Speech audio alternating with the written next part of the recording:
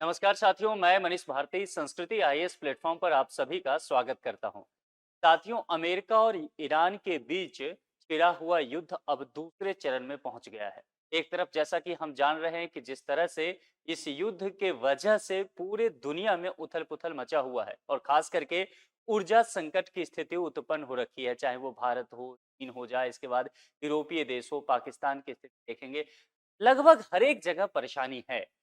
जब से ट्रंप वापस आए हैं चीन की यात्रा करके, तब से इनके तेवर बदले हुए हैं। कोशिश ये की जा रही है कि ईरान युद्ध को जल्द से जल्द समाप्त किया जाए। लेकिन बात इतना ही नहीं है। क्या ईरान युद्ध को समाप्त करने में केवल ट्रंप की भूमिका हो सकती है?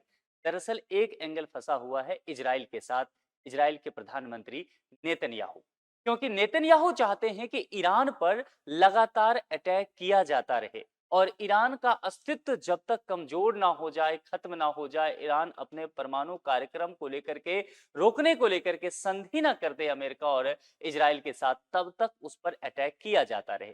लेकिन ट्रंप चाह रहे हैं कि इस युद्ध की वजह से अमेरिका घिर चुका है, बेवजह एक मुसीबत में फंस चुका है और अमेरिका का भी नुकसान हो रहा है।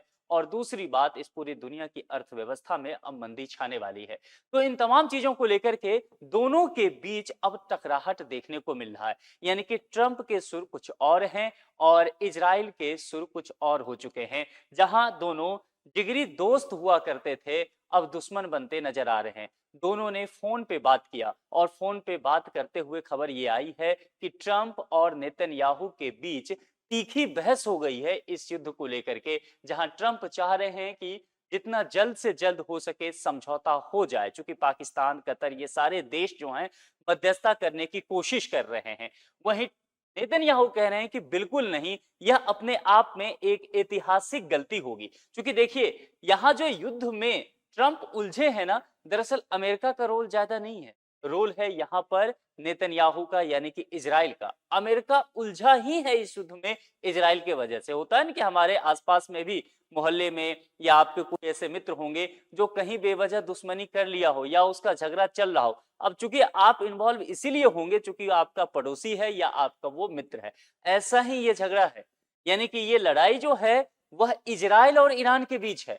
अमेरिका का कोई लेना देना यहाँ है नहीं। लेकिन चूंकि अमेरिका अपने आप को इस दुनिया का चौधरी कहता है, समझता है, और इजराइल इसका अभिन्न मित्र है। और इजराइल एक ऐसा मित्र है जो आए दिन पंगा लेते रहता है। चाहे वो आप देखेंगे वह हमास से इसका झगड़ा होगा, चाहे इसके अलावा हिजबुल्लाह से होगा, हुती से होगा, या फिर ईरान से होगा। तो इसके पंगे चलते रहते हैं। अब चूंकि ये मित्र अमेरिका है, तो अमेरिका में चाहे कोई भी प्रधानमंत्री हो, इससे पहले जो बाइडेन का पूरा कार्यकाल देखेंगे ना, तो यहाँ पर इजराइल और ईरान वाले इश्यूज को निपटने में चला गया। तो कुल मिलाकर के चाहे कोई भी प्रधानमंत्री हो, इजराइल को कहीं न कहीं साथ लेकर के चलना पड़ता है। इसकी अपनी एक वजह है कि इजराइल का जो यहूदी समुदाय है, इसका बहुत ज्यादा दबदबा है। कहां पर? अमेरिका में। वहां की राजनीति में, वहां की इकोनॉमी में, वहां की बिजनेस लॉबी में। इस वजह से कोई भी प्रेसिडेंट अमेरिका के बनते हैं, वह यहूदी समुदाय से बाहर नहीं जा पाते। जैसे मार्क जकरबर्ग, मेटा के जो मालिक हैं, जो फेसबुक आप चलाते हैं, वह यहूदी ही समुदाय से आते हैं। ऐसे ढेर सारे नाम हैं। इसीलिए जैसे ही इजराइल को कोई टेंशन होगा, अमेरिका तुरंत वहां आ जाएगा, खड़ा हो जाएगा। और यही यहाँ पर अब परेशानी हो रही है। अमेरिका खुद अब यहाँ पर घिर चुका है, क्योंकि बहुत लंबा ये युद्ध चला है। अमेरिका के जितने मित्र राष्ट्र हैं या खुद भी अमेरिका को ये अब बहुत परेशानी यहाँ पर हो रही है। तो दोनों के बीच दरअसल फोन पे बातचीत होता है। जैसा कि हम जानते हैं कि ट्रंप 3 दिन के चीन यात्रा पे गए, वहां भी इस चीज को लेकर के बातचीत हुई। चूंकि ईरान का संबंध चीन से बेहतर है, इसीलिए चीन से ये कहा गया कि भाई आप कोशिश कीजिए बात करने को लेकर के। ट्रंप वहां भी प्रेस कॉन्फ्रेंस में हल्का सा इसका जिक्र करते नजर आए कि हम कोशिश कर रहे हैं समझौता करने को लेकर के। जब यहाँ ये लौटते हैं अमेरिका, तो इन्होंने कहा कि चलो अब नेतन्याहू अपने मित्र को फोन लगाते हैं और बात किया जाए। जब यहाँ पर बात करते हैं नेतन्याहू से कि मित्र, हम चाह रहे हैं कि अब इस युद्ध को जल्द से जल्द खत्म किया जाए, और पाकिस्तान और कतर जैसे दोस्त जो हैं ये मध्यस्थता कर रहे हैं, ये कोशिश कर रहे हैं कि इस युद्ध को जल्द से जल्द समाप्त कर दे। और हम लोग एक तरह से कोशिश किया जा रहा है कि एक कुछ पॉइंट तैयार करें, और उस पर अगर सहमति बन जाता है तो फिर ईरान हस्ताक्षर कर देगा, और फिर हम क्या करेंगे, 30 दिन का सीज फायर लागू कर देंगे। यानी कि 30 दिन का सीज फायर आप कह सकते हैं कि फिर हमले नहीं किए जाएंगे और स्थिति धीरे धीरे सामान्य होगा, फिर हम युद्ध विराम कर देंगे और फिर स्टेट ऑफ हॉर्मुज वगैरह खोल दिया जाए ताकि बाकी लोगों को, बाकी देशों को समस्या ना हो। ये ट्रंप ये तमाम बात समझाने के लिए नेतन्याहू को फोन करते हैं, बातचीत करते हैं, लेकिन नेतन्याहू का मिजाज कुछ और होता है। ये तुरंत जो है इस बात को लेकर के अपनी नाराजगी जाहिर करते हैं और ट्रंप से कहते हैं कि देखिए, आप जो ये गलती कर रहे हैं ना, युद्ध रोकने की, ये सीज फायर करने की, दरअसल ये अपने आप में ऐतिहासिक गलती आप करेंगे। अमेरिका के इतिहास में ऐसी बड़ी गलती किसी प्रेसिडेंट ने नहीं किया होगा जितनी बड़ी गलती आप करेंगे। क्यों? क्योंकि इनका कहना है कि देखिए, ईरान अपने आदतों से बाज आने वाला नहीं है। वो परमाणु कार्यक्रम चलाएगा ही, वो परमाणु हथियार बना लेगा और एक बार ईरान ने परमाणु हथियार बना लिया तो इजराइल जानता है कि वह उसके अस्तित्व के लिए खतरा होगा, है ना? वो अमेरिका के लिए खतरनाक हो जाएगा, वो गल्फ में अमेरिका के बाकी जो मित्र राष्ट्र हैं उसके लिए खतरा होगा। तो यही बात यहां पर समझाते आ रहे हैं कि ये बड़ी रणनीतिक भूल है, ऐसी गलती ना किया जाए। तो इन सब चीजों को लेकर के दोनों के बीच जो है काफी टेंस डायलॉग हो जाता है, एक कहते हैं ना बहस हो जाना, दोस्तों के बीच कुछ इस तरह का माहौल होता है। फिर ट्रंप से प्रेस कॉन्फ्रेंस में एक जर्नलिस्ट ने पूछा भी कि आप जो ये सीज फायर करने की बात कर रहे हैं, पाकिस्तान, तुर्क और कतर को कह रहे हैं कि बात कीजिए और फिर सीज फायर आप कर सकते हैं, क्या इसके लिए नेतन्याहू मानेंगे? क्योंकि मैंने पूरा खेल आपको समझाया कि इसमें नेतन्याहू ही मेन है, इजराइल मुख्य इसमें कैरेक्टर है। तो यहाँ पर हल्के स्वभाव में मिजाज जो ट्रंप का रहता है हंसी मजाक का, उसमें कहते हुए नजर आए कि मैं जो करूंगा कहूंगा नेतन्याहू वही करेंगे। शायद ये बात भी नेतन्याहू को बुरा लग गया कि भाई आप जो है वैश्विक स्तर पर जो है खड़े होकर के अगर इस तरह की बातें करेंगे तो वह कहीं ना कहीं इजराइल के लिए, इजराइल की संप्रभुता के लिए खतरा होगा। मजाक में यहां तक ट्रंप ने कह दिया कि जब मैं यहां से अपना कार्यकाल खत्म कर लूंगा, राष्ट्रपति का कार्यकाल अमेरिका से, तो इजराइल जाऊंगा और इजराइल में प्रधानमंत्री का चुनाव लड़ूंगा और वहां पर जो है 99% मेरी रेटिंग है। अलग बात है कि उन्होंने 100% नहीं कहा, नहीं तो ट्रंप 100% भी कह सकते थे। 1% जो है हम कह सकते हैं उन्होंने सेव कर लिया अपने आप को। तो उन्होंने कहा कि यहां से अपना खत्म करके इजराइल जाऊंगा, वहां प्रधानमंत्री का चुनाव भी लड़ूंगा। अब देखिए, हल्के मिजाज में ही ये बात कही गई हो, लेकिन निश्चित तौर पर अब डेमोक्रेसी में जीते हैं नेतन्याहू भी, इजराइल की व्यवस्था, तो वहां की जो विपक्षी सरकार है वो नेतन्याहू पर काफी हावी होती नजर आ रही है ना। और लगातार ये कहा जा रहा है कि ट्रंप इस तरह की बयानबाजी इजराइल को लेकर के कैसे दे सकते हैं, इजराइल एक संप्रभु राष्ट्र है। ये सारी प्रेशर जो है कहीं न कहीं नेतन्याहू को देखने को मिल रहा है। जो ये समझौते को लेकर के बात की जा रही है, उसको कहा जा रहा है कि देखिए, ये जो पूरी व्यवस्था की जा रही है वह केवल कागजों पर हुआ है ना। बमबारी लगातार जारी है, अमेरिका और इजराइल और लेबनान के बीच 45 दिनों का सीज फायर आगे बढ़ा है, लेकिन इजराइल जो है इससे तुरंत बाद किस पर, लेबनान पर, भी लेबनान की स्थिति मैं बताऊंगा, सीरियाई सीमा पर फिर से एयर स्ट्राइक किया है। ये स्थिति हम चर्चा करेंगे कि लेबनान का इसमें क्या इशूज आता है, ये ध्यान रखना है, ठीक है। और ईरान की खुली धमकी भी इस बात को लेकर के है। ईरान कह रहा है कि भाई अगर आप डील करने की बात करते हैं और फिर भी अटैक करते हैं, एक तरफ आप कहते हैं कि हम समझौता कर रहे हैं, आप हम पर अटैक मत करो, यानी कि ईरान अटैक ना करे, मिसाइल ना मारे, और जब ईरान ने मिसाइल मारना बंद कर दिया तो इजराइल या अमेरिका ने मारा मिसाइल। तो अगर इस तरह की बात करते हैं, उसके बाद इस पूरे क्षेत्र में महायुद्ध होगा, ईरान शांत नहीं बैठेगा और आपको इसका खामियाजा भुगतना पड़ेगा। देखिए, कुल मिलाकर के बातें जो भी चल रही हो इन देशों के बीच, समस्या एक ही है और समस्या ये है कि स्टेट ऑफ हॉर्मुज जो है वह ईरान ने पूरी तरह से बंद कर रखा है ना। बीच बीच में कभी समझौता होता है तो थोड़ा मामला आसान होता है, लेकिन फिर स्थिति खराब हो जाता है और वो जो चौक पॉइंट है वो ब्लॉक हो गया है। इस वजह से वहां से जो टैंकर हैं, जहाज है, नहीं आ पा रहे हैं, ना यूरोप के तरफ जा पा रहा है, ना इंडिया के चाइना के तरफ जा रहा है, ना पाकिस्तान की तरफ आ रहा है। कुल मिलाकर की स्थिति ये है कि पूरे दुनिया भर में आर्थिक मंदी दिख रहा है और ये ऊर्जा संकट की वजह से हो सकता है। भारत की स्थिति भी आप देखेंगे, आज प्रधानमंत्री कुछ देश का दौरा करके लौटे हैं और आज 4-5 बजे ही भारत में भी प्राइम मिनिस्टर कैबिनेट मीटिंग लेने वाले हैं। हाई प्रोफाइल ये मीटिंग होने वाला है और इसमें ये पहले ही सूचना दे दिया गया है कि देश के जो मतलब केंद्र सरकार में जितने भी मिनिस्टर हैं, सभी को आज दिल्ली में ही रहना है, कोई दिल्ली से बाहर नहीं जाएंगे और प्रधानमंत्री के मीटिंग में सभी शामिल होंगे। तो आज 4-5 बजे बहुत बड़ी कुछ घोषणा हो सकती है प्रधानमंत्री के द्वारा भी, और ये सब जोड़ा जा रहा है इसी युद्ध से, ये सब जोड़ा जा रहा है मिडिल ईस्ट से, एनर्जी क्राइसिस से। तो सभी चाह रहे हैं कि युद्ध जल्द से जल्द रुके, लेकिन वही बात है कि ना ट्रंप मान रहे हैं और इजराइल नेतन्याहू हैं कि मानते ही नहीं। तो ये सारी समस्या बनी हुई है। मैंने लेबनान की चर्चा किया, लेबनान क्यों एक बड़ा फैक्टर इसमें है। अब आप कहेंगे, अभी आप कह रहे थे कि इसमें यूएसए है, इसमें ईरान है, इसमें इजराइल है, फिर ये लेबनान कहां से आ गया, ये नया कैरेक्टर कहां से आया? समझिए, लेबनान जो है ना, दरअसल अभी नया नहीं आया है, ये बहुत पुराना है। पुराना कहां से? देखिए, इसमें कुछ कैरेक्टर को अगर इस युद्ध में आप देखेंगे तो एक हमास को आप देखिए, ठीक है। हमास आप जानते हैं कि गाजा स्ट्रिप में ये वाला जो एरिया है, इस पर अपना अधिकार चलाता है। हालांकि गाजा स्ट्रिप को लेकर के अब अलग प्लान की बात की गई है ट्रंप के द्वारा, तो चाहे वो हमास हो जाए, इसके अलावा यहाँ पर हिजबुल्ला हो जाए। अब हिजबुल्ला जो है ना, ये लेबनान का लड़ाकू गुट है, जिसको अमेरिका और इजराइल जो है आतंकवादी गुट कहता है। दरअसल ये किस एरिया में है, इसको समझिए, इसके लोकेशन महत्वपूर्ण इसको बना देता है, और ये लोकेशन इस एरिया में है। ये यानी कि ये जो लेबनान का दक्षिणी हिस्सा है और इजराइल का जो उत्तरी हिस्सा है, इसी एरिया में हिजबुल्ला रहता है, ठीक है। लड़ाकू गुट है, और हिजबुल्ला क्या है, ये कोशिश करता है कि यहां पर इजराइल में जितने भी यहूदी समुदाय हैं, इसको बाहर निकाल दो, और ये जमीन जो है वो मुसलमानों की है, वो वापस मिल जाए, अरब की जमीन है। तो हमास की भी यही सोच है, हिजबुल्ला की यही सोच है, हुती की यही सोच है, यमन का लड़ाकू गुट है, और यही सोच किसका है, ध्यान रखिएगा, ईरान का, ठीक है। ये चारों एक ही तरह के सोचते हैं, इन चारों का सोच जो है बिल्कुल एक जैसा ही मिलता है। क्यों मिलता है, ये भी समझिए। चाहे वो हमास हो जाए, चाहे वो हिजबुल्ला हो जाए। हमास का लोकेशन कहाँ है, यहाँ पर। हिजबुल्ला का लोकेशन कहाँ है, यहाँ पर। तो ये इजराइल पर इधर से अटैक करता है हमास, ठीक है। हिजबुल्ला जो है इजराइल को उत्तर से अटैक करता है, उत्तरी छोर से। और इस मैप में आपको हुती नहीं देख रहा है, दूर है, यमन में है, लेकिन ये एयर स्ट्राइक वहां से दूर से मारता है मिसाइल, ठीक है। ये भी लड़ाकू गुट है।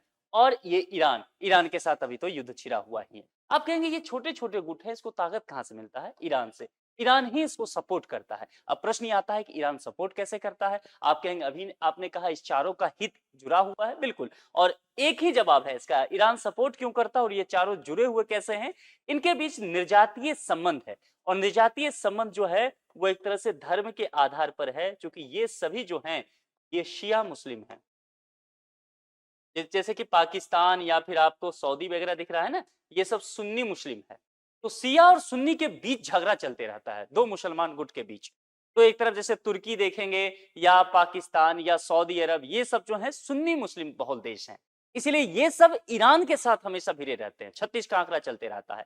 और ईरान दुनिया के ऐसे ऐसे तमाम जगहों पर जहां पर सुन्नी मुसलमान, शिया मुसलमान हो, उसको मदद करते हैं। अब हमास देखिए, शिया मुस्लिम बहुल। यहाँ पर हिजबुल्ला देखिए, लेबनान के नीचे, यहाँ पर शिया बहुल। और यहाँ पर हुती जो यमन में लड़ाकू गुट है, शिया बहुल। और इस्लाम शियाओं का अपने आप को रहनुमा मानता है, लीडर मानता है। और ईरान में जितने मुसलमान हैं वो बहुसंख्यक अगर उसमें देखा जाए तो शिया मुस्लिम। अब मामला समझ में आ गया कि खेल क्या चल रहा है। ये खेल युद्ध और जियो पॉलिटिक्स का है, या इसमें धर्म का एंगल है? धर्म का एंगल। तो कुल मिलाकर के ये मामला जो है ना, ये खत्म नहीं होने देता है। ईरान इसको भी बढ़ाता है, हमास को, हिजबुल्लाह को, हुती को, और खुद भी। ये सब मिलकर के दरअसल करना क्या चाहते हैं, टारगेट किसको कर रहे हैं? इजराइल को। इजराइल को क्यों टारगेट कर रहे हैं? क्योंकि ये यहूदी है। तो खेल कहाँ है? धर्म का। और यहाँ चाह रहे हैं कि ये जो मुसलमानों की धरती मानी कही जाती है, ये लोग जो अरब के लोग कहते हैं, तो इसको इजराइल को यहाँ से खत्म कर दिया जाए, यहाँ से हटा दिया जाए। और इजराइल का कहना है कि नहीं, ईश्वर ने उनके पूर्वजों से कहा कि ये जमीन यहूदियों को दिया जाएगा, इस लिहाज से ये हक उनका बनता है।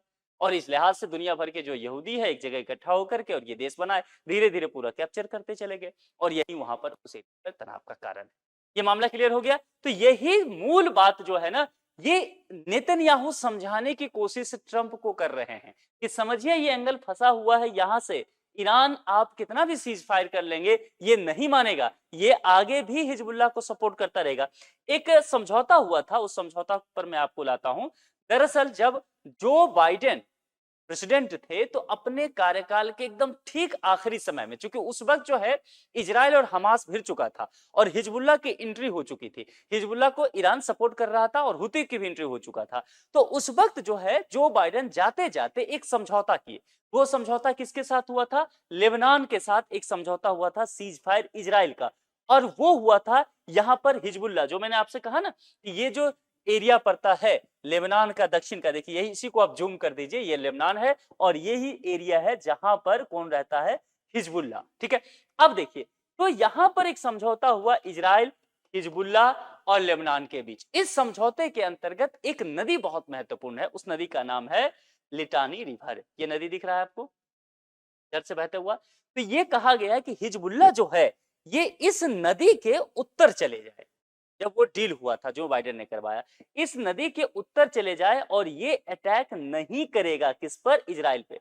लेबनान गवर्नमेंट को इसमें इन्वॉल्व किया अमेरिका ने, जो बाइडेन की तब की सरकार ने, और कहा कि आप ये इस बात को इंश्योर करेंगे कि यहां से हिजबुल्लाह अटैक इजराइल पे ना करे।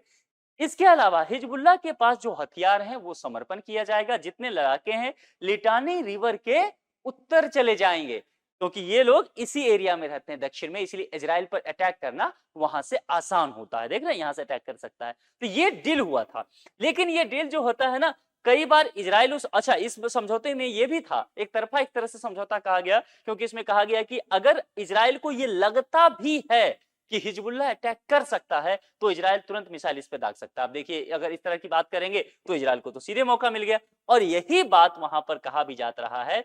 ईरान भी अभी यही कह रहा है कि एक तरफ आप सीज फायर की बात करते हैं, दूसरी तरफ आप अटैक करते हैं मुझ पर, मेरे सहयोगियों पर, तो इस लिहाज से फिर महायुद्ध होगा, उसके लिए तैयार रहिए, ये स्टेट ऑफ हॉर्मुज तो हम बिल्कुल नहीं खोलेंगे। मामला क्लियर हुआ? तो इसीलिए ये मसला पूरा फंसा हुआ है, और नेतन्याहू चाह रहे हैं कि एक बार में सारा मामला क्लियर हो ही जाए। जब ये युद्ध इतना लंबा हो ही गया है तो हमास को लगभग लगभग निपटा देने की तैयारी हो गई है। नेतन्याहू पहले भी कहते थे कि एक युद्ध और हुआ और हमास को हम निपटा देंगे, गाजा स्ट्रिप इजराइल में हम मिला लेंगे। और ट्रंप का आप जानते हैं वो गाजा स्ट्रिप को लेकर के जो आया प्लान, उसमें लगभग उसका काम कर दिया गया है। यही वो कह रहे हैं कि हिजबुल्लाह जो थोड़ा बहुत पनप रहा है, बच भी रहा है ना, इस हिजबुल्लाह को भी अब खत्म कर दीजिए। और हिजबुल्लाह तभी खत्म होगा जब ईरान बेहद कमजोर हो जाएगा, क्योंकि ईरान ही सपोर्ट कर रहा है हिजबुल्लाह को। तो यही बात यहां पर नेतन्याहू समझाने की कोशिश कर रहे हैं, लेकिन ट्रंप को ग्लोबल मार्केट का डर अब सता रहा है। ट्रंप को यह भी सता रहा है कि आगे चल करके कहीं डॉलर की स्थिति बेहद खराब ना हो जाए, क्योंकि इसके अगेंस्ट ध्यान रखिएगा, अभी ट्रंप को जो सबसे ज्यादा एक संगठन से डर है ना, वो संगठन कोई और नहीं, ब्रिक्स है। ये क्षेत्रीय समूह ये इतना ज्यादा पॉपुलर हो चुका है, धीरे धीरे इतना ज्यादा मजबूत हो चुका है कि अब ट्रंप को ये डर सताने लगा। ट्रंप का अगर आपको शुरुआती कार्यकाल ध्यान होगा, जिस दिन ट्रंप शपथ ग्रहण करते हैं, कि स्पीच उन्होंने दिया था, हालांकि उस दिन बहुत भव्य तैयारी की गई थी, लेकिन आंधी तूफान वगैरह आ गया तो हो नहीं पाया उनका, लेकिन फिर भी एक स्पीच हुआ था, उसको ध्यान रखिएगा। उस स्पीच में, उसके बाद एक इंटरव्यू में, प्रेस कॉन्फ्रेंस में लगातार ब्रिक्स संगठन का चर्चा किया गया। क्यों चर्चा किया गया, ये इंपॉर्टेंट है, यहां से जोड़ के देखिए इन सब चीजों को। ब्रिक्स का कहना है कि हम जो करेंसी है डॉलर दुनिया भर में दबदबा बना के रखा है ना, इसको हम रिप्लेस करते हैं। ठीक है, ब्रिक्स के तमाम देश इस बात को लेकर के सहमति जताते हुए नजर आ रहे हैं। क्यों तमाम देश सहमति जताते नजर आ रहे हैं, समझिए कौन कौन देश है, जरा नाम देख लेंगे तब समझ जाएंगे। B4 यहाँ पर पहले इसका नाम ब्रिक ही हुआ करता था, है ना, यहाँ साउथ अफ्रीका बाद में जुड़ा तो ब्रिक्स हो गया, अब इसको प्लस कह दीजिए। प्लस कहने के लिए इसलिए कह रहा हूं क्योंकि बहुत सारे देश इसमें और जुड़ चुके हैं। ठीक है, अब देखिए जैसे बी से आता है ब्राजील। ब्राजील वो देश है जो ट्रंप जिस पर 50% टैरिफ लगाए सबसे ज्यादा। तो ब्राजील जो है ना, ये बहुत ज्यादा कट्टर दुश्मन बन चुका है, किसका, अमेरिका का, ट्रंप का, तो वो इसमें जुड़ा हुआ है। इसके अलावा आर कौन है, रसिया। बताने की मुझे जरूरत है नहीं कि कैसा आंकड़ा है, सांप नेवले का रिश्ता बनता है अमेरिका के साथ रसिया का।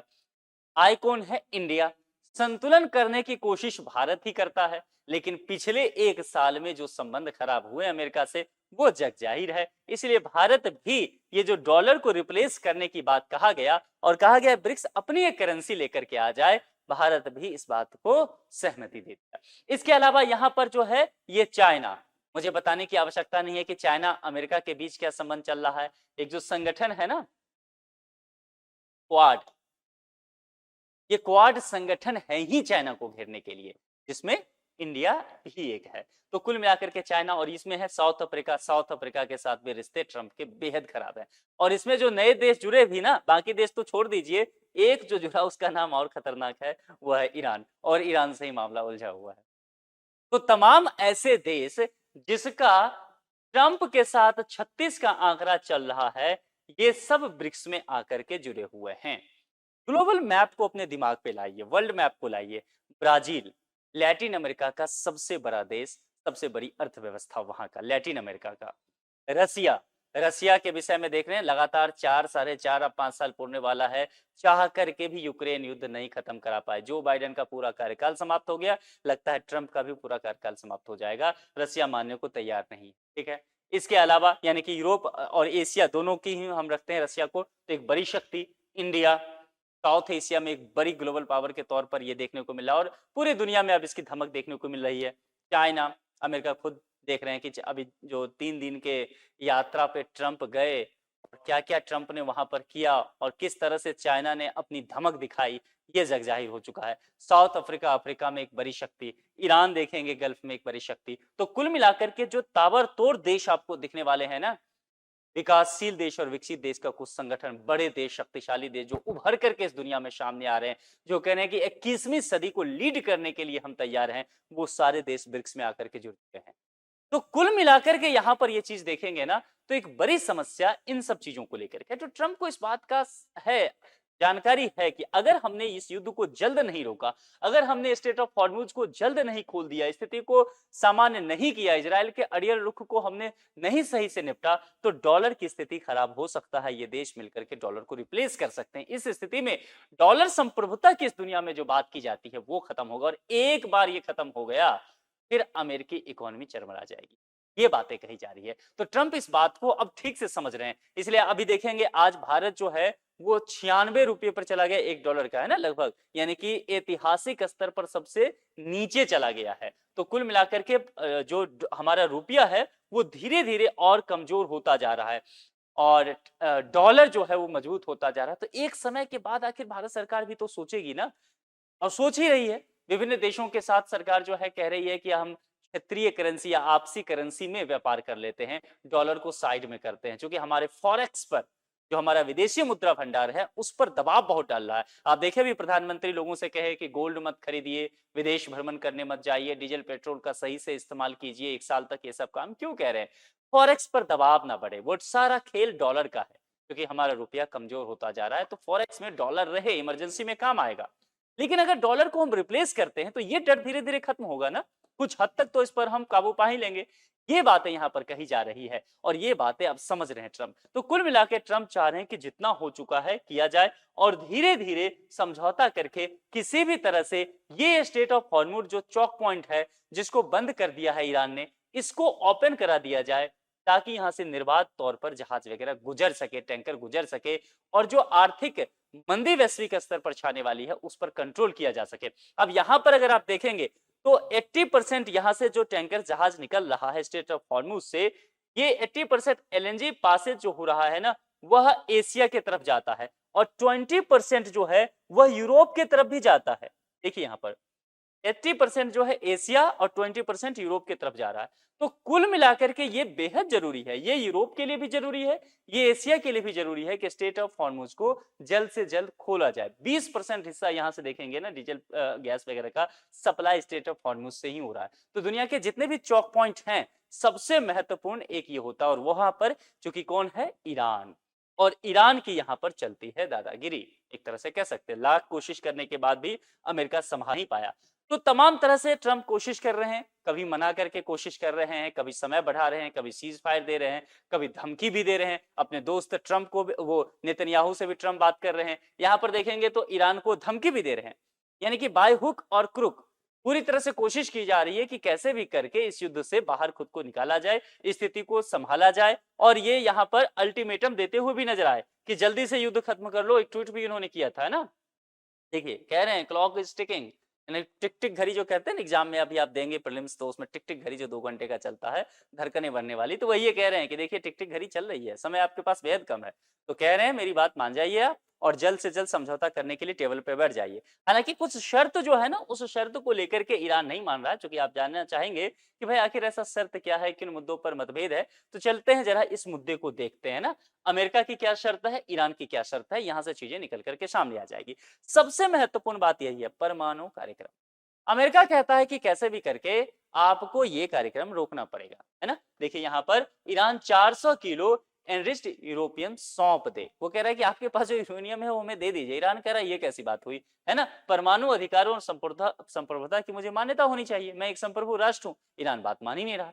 तो मुख्य बात ध्यान रखिएगा, बाकी जितने बातें हैं ना वो बाकी बातें हैं, सबसे महत्वपूर्ण यही है परमाणु कार्यक्रम। ईरान मानेगा नहीं इस बात को लेकर के, हरगिज नहीं मानेगा ईरान, ठीक है। यूरेनियम नहीं सौंपना चाहेगा, वो घुमा फिरा के कहेगा हम एनर्जी में इस्तेमाल करेंगे, ये करेंगे वो करेंगे, चलेगा। लेकिन ट्रंप इस बात के लिए अरे हो कि यूरेनियम सौंपिए हमें, अमेरिका को दे दीजिए समझौते के बाद, वो लगभग इम्पॉसिबल है। अब रास्ता निकालना पड़ेगा कि आखिर ऐसा कैसे चलेगा अगर इसी तरह बात पे अड़े रहे। अब पाकिस्तान और कतर ये सब मिलकर के इन सब चीजों को लेकर के बात कर रहे हैं। न्यूक्लियर फैसिलिटी की बात करेंगे, सिर्फ एक न्यूक्लियर फैसिलिटी चालू रखे, ये अमेरिका का कहना है। और ये कहना है कि नहीं, सभी फैसले ईरान की शर्तों पर हो, ईरान जो चाहे वो, चूंकि ईरान के पास सभी स्टेट ऑफ हॉर्मुज है तो उसने गला पकड़ रखा है इस दुनिया के। इसीलिए अब यहाँ पर परेशानी ये चाह रहा है कि हम सही जगह पर सही नब्ज पकड़ लिया हमने, तो हमारी बात को मान ले। प्रतिबंध क्या है? ज्यादातर फ्रीज संपत्तियां जो है वो ब्लॉक रहेगी, है ना। इनका कहना है ईरान का सभी आर्थिक प्रतिबंध आपको एक झटके में हम पे हटाना पड़ेगा। देखिए इसमें एक भारत का भी है, क्योंकि यहाँ पर चाबहार पोर्ट जो है ना, ये भी एक प्रतिबंध का शिकार हो रहा है। तो ग्वादर पोर्ट के काउंटर में पाकिस्तान जो सीपेक प्रोजेक्ट बना उसके काउंटर में हमने ये शुरू किया था ईरान में, ताकि हम चाहते थे इसके माध्यम से, चाबहार कहां पड़ता है? ईरान में, ध्यान रखिएगा। तो इसके माध्यम से हम अफगानिस्तान जाना चाहते थे, और इसके माध्यम से हम C5 कंट्री जो सेंट्रल एशिया के 5 देश हैं, ताजिकिस्तान, उज्बेकिस्तान, तुर्कमेनिस्तान, किर्गिस्तान, वहां तक हम पहुंचना चाहते थे। लेकिन ये पूरी तरह से प्रतिबंध का शिकार हो गया है। तो कुल मिला के मामला, बहुत निवेश किया हमने ईरान में, लेकिन भारत का अभी मामला फंसा हुआ है। तो ये तो हमारे लिए भी अच्छा होगा, देखते हैं आगे क्या होता है। मुआवजा, ईरान कहता है ईरान मुआवजे की मांग छोड़ दे। ईरान कहता ना, आपने हम पे हमला किया, युद्ध में हमें जबरदस्ती खींचा, ये युद्ध अटैक नहीं करना चाहिए था, कोई मतलब ही इस युद्ध का नहीं बनता है, और फिर भी आपने हम पर अटैक किया, तो युद्ध में आपने हमारा बेहद नुकसान किया है, तो नुकसान के लिए आप हमें मुआवजा दीजिए, है ना। जबरदस्ती अटैक क्यों किया? हॉर्मुज को लेकर के सबसे महत्वपूर्ण यहाँ पर भी मामला होता है। अमेरिकी दबाव और निगरानी यहाँ पर जारी रहेगी। अमेरिका कह रहा है कि भाई स्टेट ऑफ हॉर्मुज की हम निगरानी करेंगे, है ना, वो जारी रखेंगे। हॉर्मुज ईरान की संप्रभुता स्वीकार कर ले अमेरिका, क्योंकि ईरान कह रहा है कि देखिए भाई, आप कैसे इस पर निगरानी कर सकते हैं, है ना। इसमें आपको देखिए ईरान का कहना है कि आप इस पर कैसे संप्रभुता आकर के दिखाएंगे, यह तो हमारा है, ठीक है, तो इस एरिया पर हमारी ही संप्रभुता रहेगी, अमेरिका की दादागिरी यहाँ नहीं चलेगी। तो कुछ ऐसे मुद्दे हैं जो समझौता करने की बात तो की जा रही है, लेकिन जरा आप सोच के देखिए, आप एक जगह पर अपने आप को रख लीजिए अमेरिका की जगह पर, और एक जगह पर अगर आपका कोई जानी दुश्मन हो आसपास में या जो हो, तो आप उसको रख लीजिए, और मुद्दे आपके बीच ये रहे। आपको लगता है कि आपके दोस्त और आपके दोस्त, क्या कह रहा हूं, दुश्मन और आपके बीच इस मुद्दे पर समझौता होकर के दोनों दोस्त बन सकते हैं? ये मुद्दे इतने खतरनाक हैं, दोनों जो है ना अतिवाद पर उतरे हुए हैं। कोई भी समझौता अतिवाद से कैसे हो सकता है ना। ये अतिवाद है, एक कह रहा है कि या तो व्हाइट होगा या ब्लैक, दूसरा कह रहा है या तो ब्लैक होगा। यहाँ पर आना पड़ेगा कि ग्रे भी है, व्हाइट और ब्लैक के बीच ग्रे है, मध्यम मार्ग चुनिए। जैन धर्म ने यही कहा, अतिवाद को छोड़ना पड़ेगा। तो ये कोशिश यहाँ पर अभी किसके द्वारा की जा रही है? मध्यस्थता करने की। ये दोनों हट छोड़ के कहां पे आ जाएं? मध्यम मार्ग अपना ले। तो पाकिस्तान और कतर जैसे देश जो हैं लगातार कोशिश कर रहे हैं। ट्रंप ने पहले पाकिस्तान को क्रेडिट दिया भी कि भाई हम सीज फायर इनके कहने पे किए हैं, बहरहाल जो भी हो, लेकिन मामला तो यही हुआ। तो कुल मिलाकर के कोशिश की जा रही है कि मध्यस्थता हो जाए। अब ये सब चीजें एक तरफ हो रहा है, कोशिश की जा रही है कि फूक फूक करके कदम रखी जाए, कोशिश की जा रही है कि कोई भी झमेला ना हो जाए। दूसरे तरफ ईरान के कुछ सांसद हैं जो मानने को तैयार नहीं हो रहे हैं। ईरान अलग ही कॉन्फिडेंस में चल रहा है, क्योंकि स्टेट ऑफ हॉर्मुज जो है ना, वो गला हो गया है, एकदम फंस गया है वो, तो उसको पकड़ लिया है उसने कॉलर को, और वो छोड़ नहीं रहा है, तो चाह रहा है मेरी सारी शर्तें मान ले। अब देखिए यहाँ पर क्या हो गया, एक बड़ा मसला फंस गया है। अब ये एक तरह से मनोवैज्ञानिक कारण बना है इस युद्ध को आगे बढ़ाने में। क्या है, ईरानी सांसद कुछ जो है ना, वो एक विधेयक लाना चाहते हैं। अब ये विधेयक लाना चाहते हैं, कह रहे हैं कि विधेयक में, समझिए इस बात को ध्यान देकर के, 2-3 लोगों का नाम ले रहे हैं। इसमें एक नाम ले रहे हैं कि जो ट्रंप को मार देगा, प्लस जो है नेतन्याहू को मार देगा, और कुछ अधिकारी भी हैं, अमेरिकी सैन्य वरिष्ठ कमांडर हैं, एडमिरल रैंड कूपर, तो कह रहे हैं कि इसको मार देगा। ये 3 लोग हैं।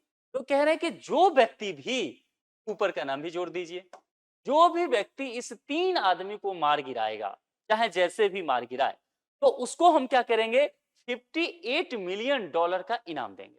अब बताइए, एक तरफ दोनों बैठे हुए टेबल पर बैठना चाह रहे हैं कि चलिए बात कर लेते हैं, कोशिश की जा रही है, पूरी दुनिया हंगामा मचाई हुई है कि भाई हमारे देश में डीजल पेट्रोल गैस सब खत्म हो रहा है, जनता जो है आफत मचाई हुई है, तुम लोग जल्दी समझौता करो, है ना, लड़ रहे हो तुम लोग, परेशानी मेरे को हो रहा है, हर देश में यही चल रहा है ना।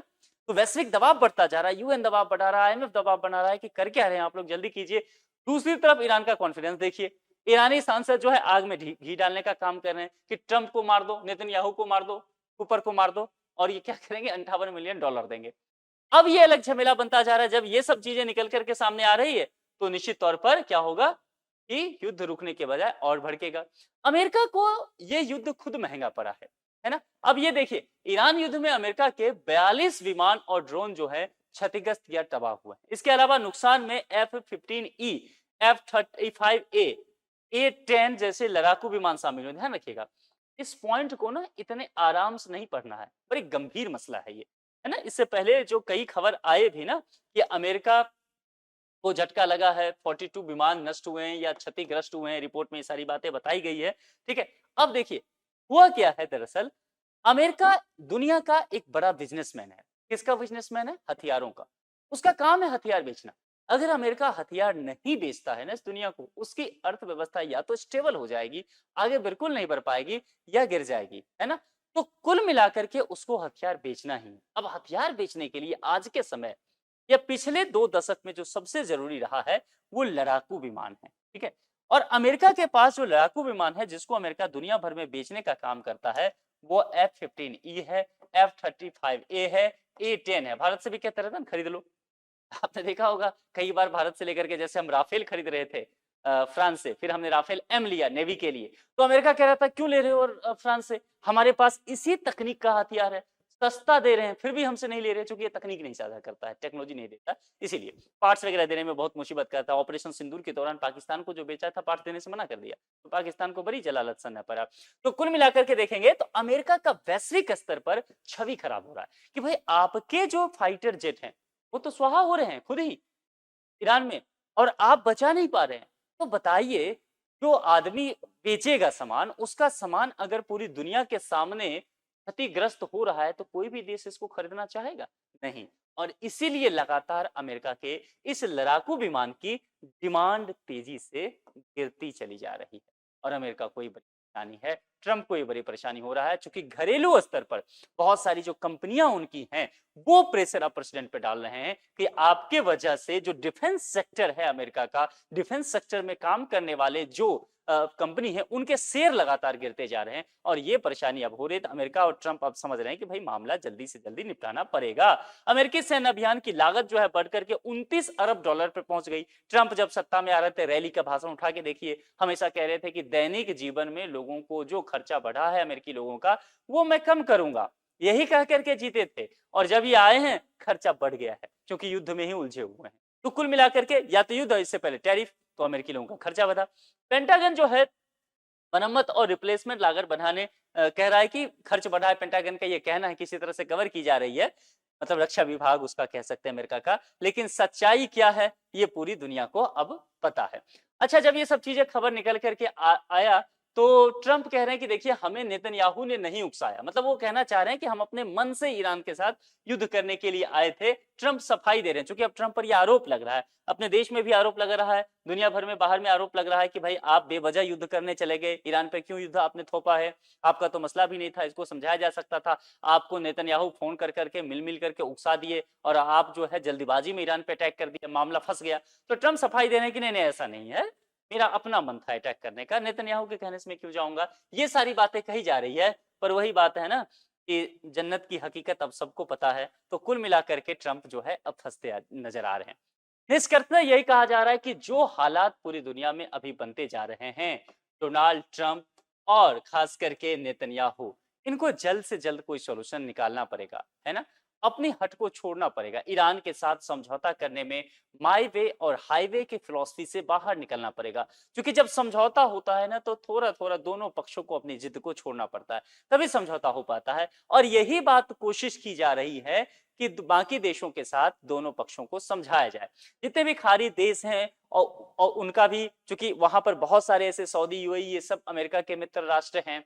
इसके अलावा अंतर्राष्ट्रीय संगठन, बाकी देशों का दबाव बढ़ता जा रहा है अमेरिका पर कि युद्ध आपने शुरू किया था, इसलिए खत्म करने की भी जिम्मेदारी आप पे है, तो इसको जल्दी से जल्द अब आप खत्म कीजिए। और यही बातें जो है ट्रंप अब समझा रहे हैं किसको, नेतन्याहू को, कि भाई साहब तब आपने मुझे समझा दिया था कि युद्ध शुरू कर दीजिए, ईरान पे अटैक कर दीजिए, और मैं आपकी बातों में आके अटैक कर दिया। भले वो मना कर रहे हैं ये, लेकिन हो तो गया।